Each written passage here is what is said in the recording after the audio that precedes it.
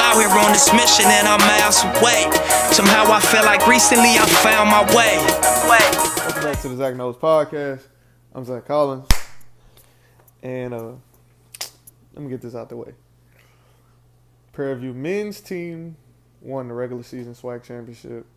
They secured the best SWAC record overall against Alcorn on Saturday. Then turned around and had to play Alcorn again this past yesterday. And they won handily. They won by 20 points. Heading into the SWAC tournament. Now they're going to the semifinal. Biggest takeaway from the game.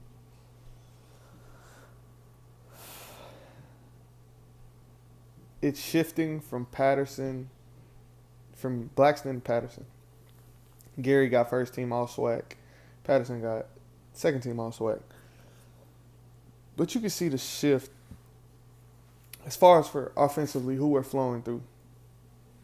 We're flowing through Patterson definitely better.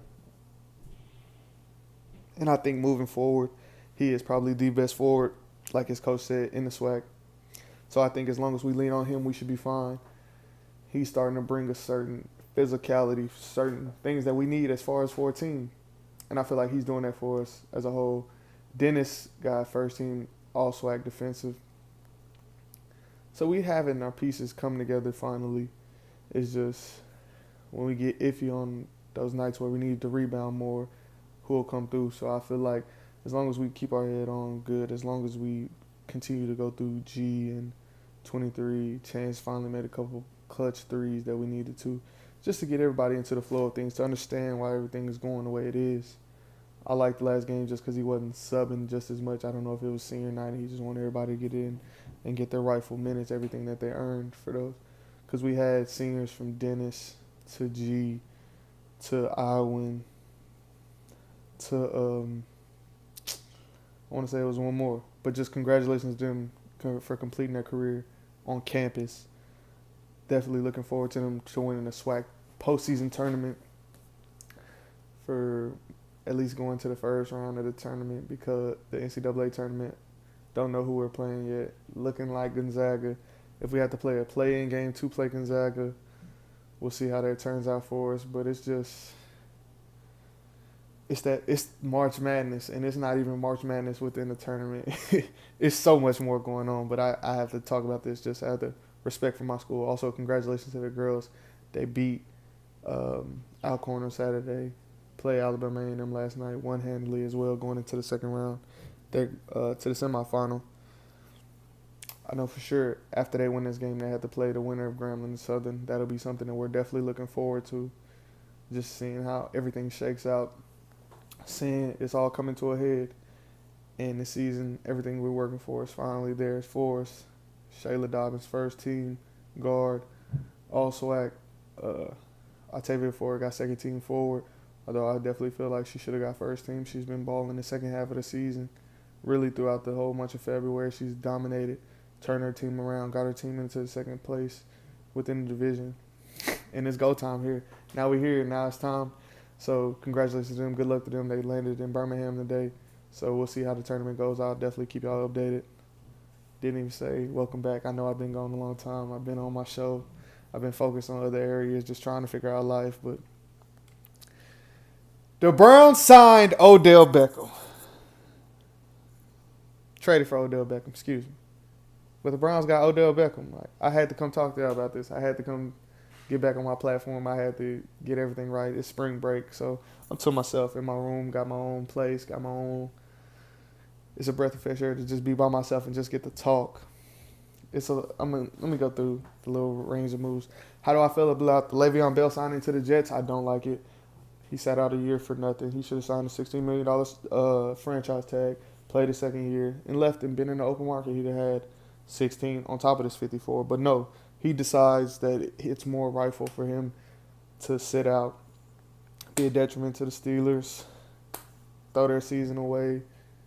But I also feel like that tells you more about the locker room, more about the situation than Le'Veon Bell himself. Did he put them in a bad predicament? Yes. Did they draft James Conner? Do they have some of the best GMs in the league to where they're going to be fine? Yes. Steelers always draft good offensive weapons. See, they snuck Juju in there. James Washington seems like he's going to be nice. They had that thread of Emmanuel Sanders, Antonio Brown, late round picks that really come to him. The one who wasn't so formidable, Martavis Bryant, they got him out of there for at least a third round pick. They do the same thing, get a third and a fifth for Antonio Brown, the best receiver in the league. That's what you get. That tells you more about everything that goes wrong with the Pittsburgh Steelers than it does about the people that are leaving. Now, he doesn't win. He didn't up the value of the running back.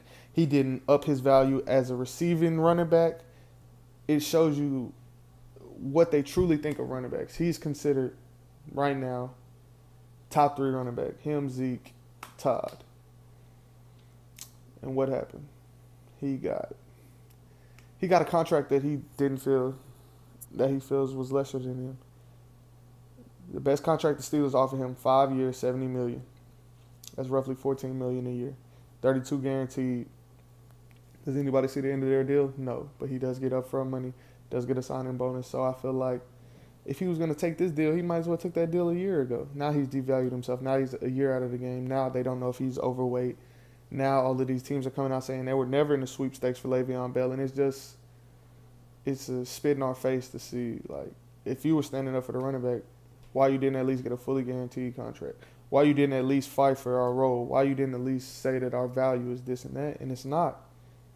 Now, granted, when you have players like Damian Williams who can bounce around the league 3 times in one season, go sit on his couch, then come to the playoffs, well, the last 7 games of the season, had the most touchdowns in one game. Like, that shows you can find a running back anywhere. So that just brings the value of the running back down. Although you can't put into words what Le'Veon Bell brings to your team, that's still a problem. So I don't like his deal. Before yesterday, my favorite deal was obviously Tyrann Mathieu going to the Chiefs. That was something I was really big upon, just tandem of him and Eric Berry, him playing opposite of Patrick Mahomes, him bringing some validity to that defense that I feel like he definitely needs. He's a culture shifter. He's a leader. He just brings a certain type of savage that you can't quantify. Like, people liken Odell's hair to Odell, and it's not. If they really understood where he got it from, that's Tyrann. Like, everything about that man will be influenced into the Kansas City Chiefs way, the way of doing things, their way of living, and that's our biggest proponent that we have to go against. He's going to be a key to their success. If they're going to go to the Super Bowl, it's going to be part of him and Eric Berry, and mostly him because Eric Berry is towards that latter part of his career, and Tyrann is right there for the taking. He bet on himself that year in Houston, and he won big. And I'm congratulating him. He got his deal. Earl Thomas got his deal with the Ravens. They're going to need more than that to stop us, but congratulations on Earl Thomas. He got 4 years, $55 million. Kind of around the money he wanted. Yeah. I knew he wasn't going to sign anywhere from 9, 10 a million, especially in the safety market where Landon Collins got a bag from the Washington Redskins. I'm going to talk about that in a minute. But as far as for Earl Thomas, I'm happy. He's in a place where he's wanted. They gave him the money he wanted. He's in a quality system where it's a lineage of players. Granted, they got rid of Terrell Suggs, who signed with the Cardinals. Excuse me, sorry. But it's a lineage there of very talented defensive players who are making names for themselves. And I feel like Earl Thomas will fit into that mold. He's going to bring help in the back end. He's going to help Tony Jefferson, Marlon Humphreys, players like those who they've been trying to get the secondary together. I think he's the right piece that'll fully get it together, and he can help the corners whenever he's fast enough to cover the field. I feel like Eric Weddle was more grooming Tony Jefferson as far as the mental side of the game. And now, whenever they mess up, I feel like he can come help them physically. Like, he can come save them when need be, Earl Thomas. So Earl Thomas signs with him.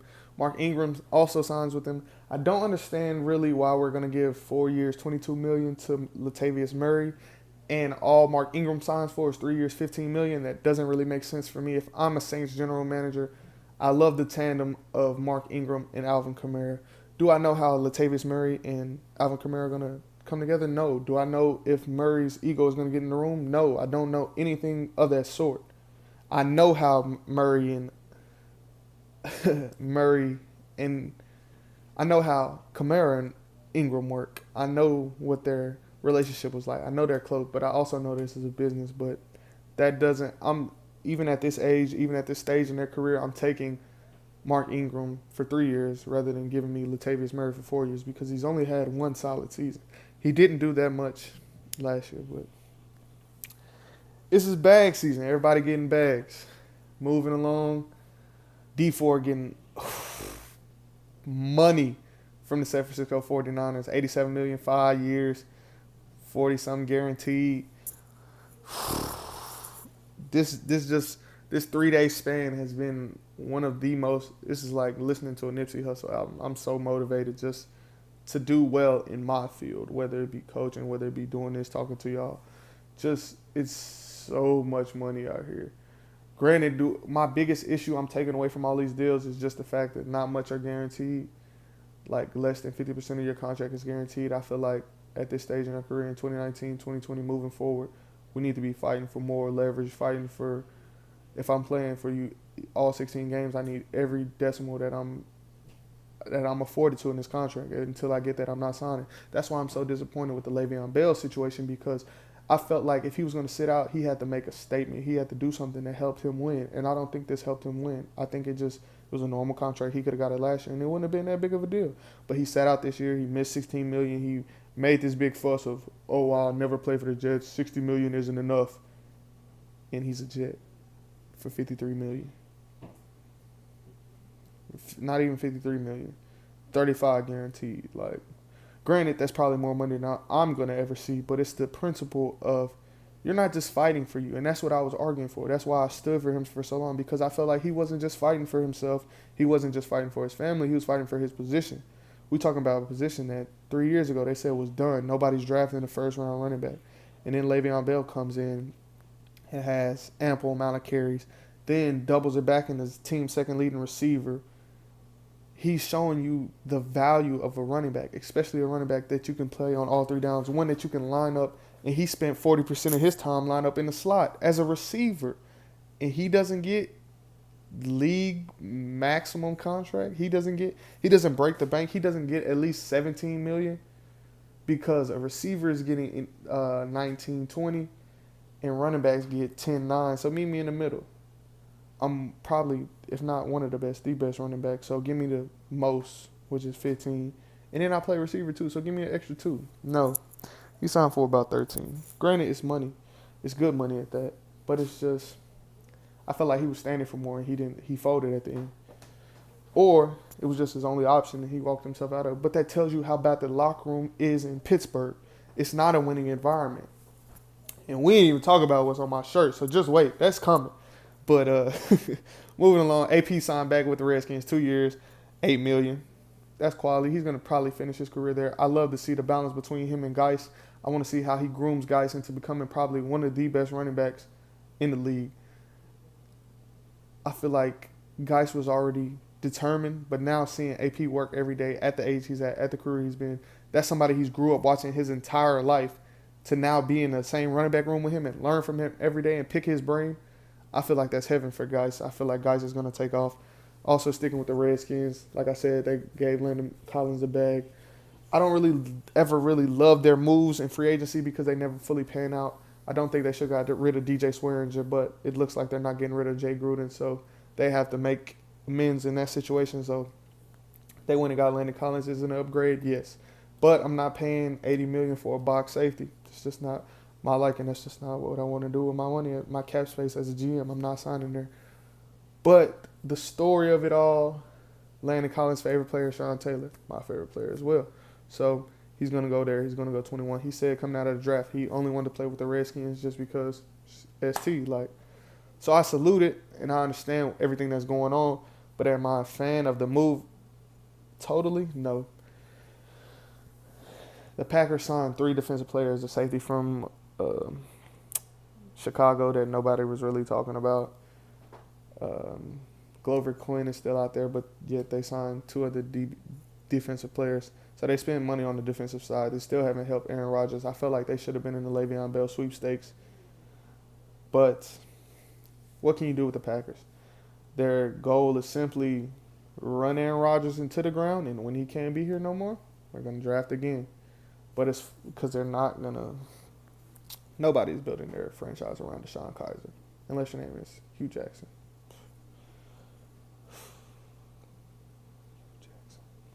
Anyways, yeah, I didn't really like the moves the Packers made. Cameron Wake signing to the Tennessee Titans. I like that move. I don't understand why Pittsburgh Steelers signed a corner out of Kansas City when that was probably the worst secondary in the playoffs. They had Orlando Scandrick, who's a notable slot corner playing outside, and he got burnt. It's just not a recipe for success. I feel like that's going on in Pittsburgh. They can draft out of this world offensively. Can't draft anybody. Can't get anybody in free agency, like, for defensive side of the ball. They're just missing. But let's take a moment. I know everything is going bad about this Pittsburgh Steelers organization, but the fact that they're paying for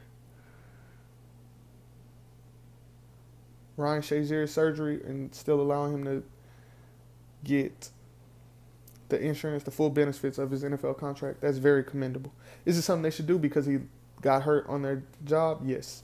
They're trying to get themselves out of the lawsuit? Very much so. But it's also very commendable for the fact that them to keep him on his deal and still allow him to get his treatment and get right for the betterment of his life as a whole outside of football. That's something they've always been a respectable organization in that manifestation. Now, as far as their locker room, that's not a cohesive locker room. That's not somewhere that is really productive for egos. It's you build your brand. If you don't want to fit into the steel curtain, then you need to move along because we have a steel curtain. We don't need your own platform. We don't need you to have a voice. We don't need you to do anything but put on this black and gold and play for us. If you don't want to do that, fine. We'll find somebody else for you. And they will eventually. But is it conducive? Do you raid locker rooms and think that you're going to win the game? No. That's not how this happened. That's why Bud Dupree hasn't signed his extension. Why he might not get an extension. He might have to go somewhere else. But I don't care. I don't care about who the Steelers signed.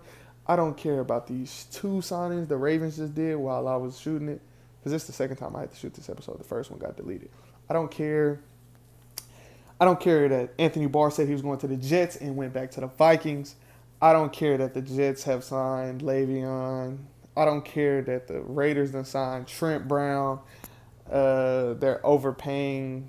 Who else? They definitely overpaying Trent Brown. They signed somebody else too that I'm just blanking out on.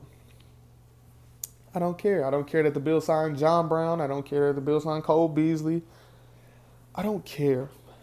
The Cleveland Browns traded a first-round pick, a third-round pick, Jabril Peppers for Odell Beckham Jr. 13. One-hand catch, Drake lyrics, number 3 at OLSU, all of that. Odell Beckham. Granted, I got asked yesterday, Zach, is one player that important? No. But you know what is important?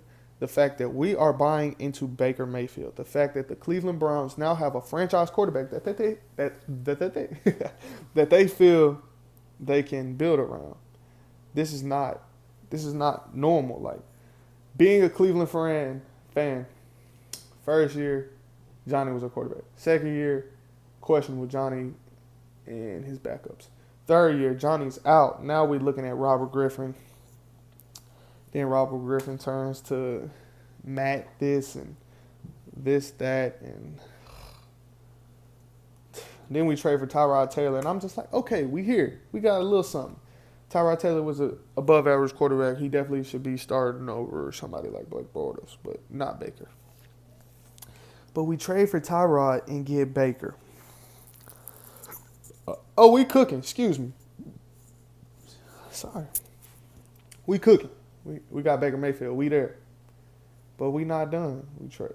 Like, before we get Baker, we just traded for Jarvis. And we got Jarvis. So it's like, all right, we got a number one receiver. We good. No, sir. Not good enough. This year, we going to offseason. Sign Kareem Hunt. That's a weapon. Sign. Who do we sign? We agreed to Perriman, but I don't really care. Thank you for letting Perriman out of that deal. Didn't really want Perriman back. Didn't know where he was going to fit in to it as I keep forgetting Buddy's name. Anyways, last year we traded for Jarvis in the offseason. Gave Jarvis the bag he wanted. Got him out of Miami. Cool, we good. signed LSU receivers coach. That's the key part of all of this. The coach they had at LSU as their receivers coach is the Browns coach now. I think he was in New York, but he left. He's with us now, besides the point. That should have been the first giveaway. But we got Odell Beckham for a safety that I never trusted, that I felt like he's definitely going to be moved into a box safety. When he goes to New York, he's definitely going to fill the Landon Collins role, which is a perfect move for them. Cheaper, expendable, contract ending in a year or two. Good. But a first-round pick is not a receiver. It's no player that's at 17 that's going to be better than Odell, whether you're talking about the 4 years he played for the Giants or the next 4 years he's getting with us. It doesn't matter. We're going to have a more productive there. The third-round pick, I don't care because it's our second third-round pick, so we still got another third-round pick. And just player for player, I'm taking Odell over Jabril Peppers any day of the week and twice on Sundays. Like, it is what it is. But I keep the question I was asked is he going to change your franchise? Is he going to lead y'all to the playoffs? No. But what I need you to understand is everything that he brings with him is going to change my franchise. It's not single-handedly Odell. Like if we just had Odell and Baker, that would be a good combo, not going to lie. But it's a difference when you got Odell on the outside, Jarvis in the slot. You can't double Odell, and Jarvis is going to battering ram any linebacker or any safety that you think is going to cover him. And he's too physical for a corner. So what are you saying? Like everything that Freddie Kitchens is about to dial up for this offense is going to be insane. Now, my only gripe is that people keep bringing up David Njoku, and he hasn't gave me a solid 16 games. Stop doing that. Stop. That's how I know y'all don't know the Browns. That's how I know y'all don't pay attention. Y'all just see he was a first rounder. Cool. He's off of potential. He's a redshirt sophomore, came out early, ran good at the combine. He's a combine warrior. It's fine. Is he starting to come into his own? Yes. But it's still some weeks he can't catch a cold to save his life. And that's just the bottom line truth. So stop bringing him up until he gives me a quality 16 games.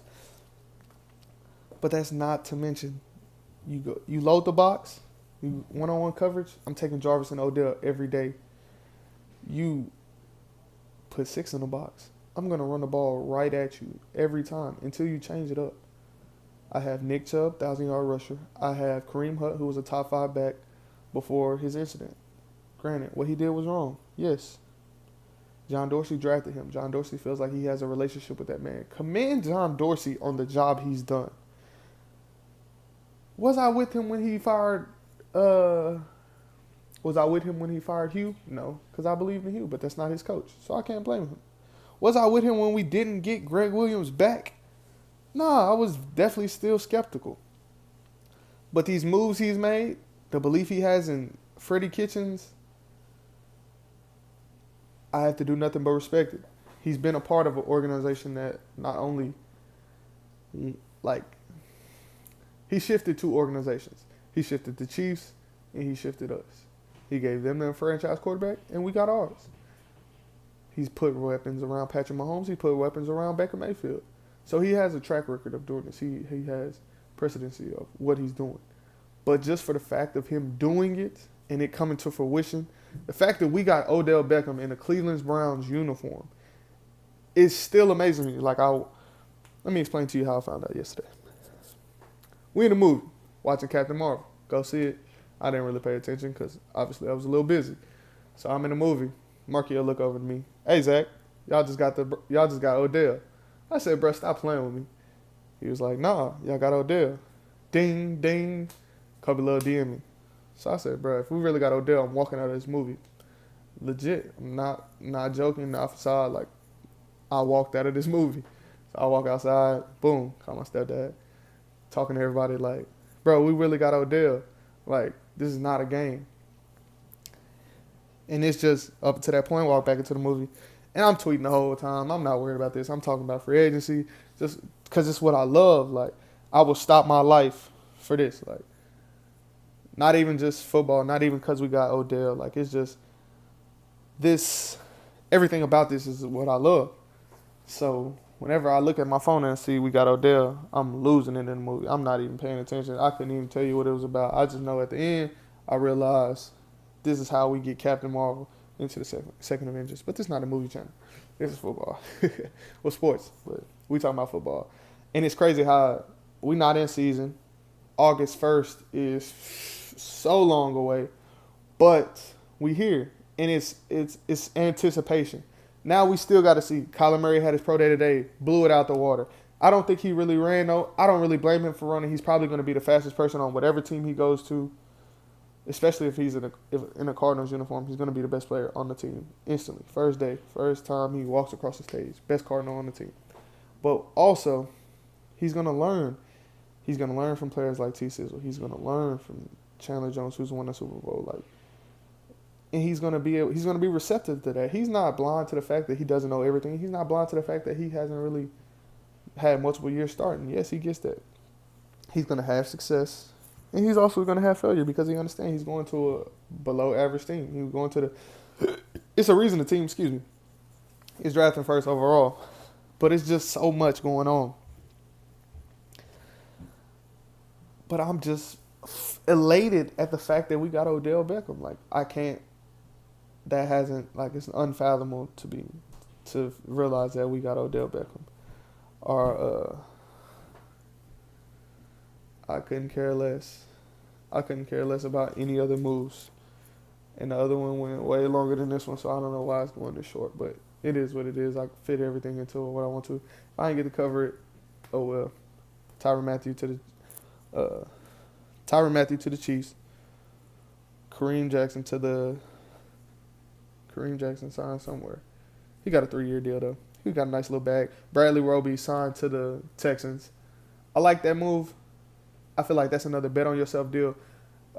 Texans doing a lot of that. They have to wiggle around cap space because Jadeveon Clowney franchise tag, but that deal is definitely coming up, and I feel like they want to lock him into a long-term deal. So that's coming eventually.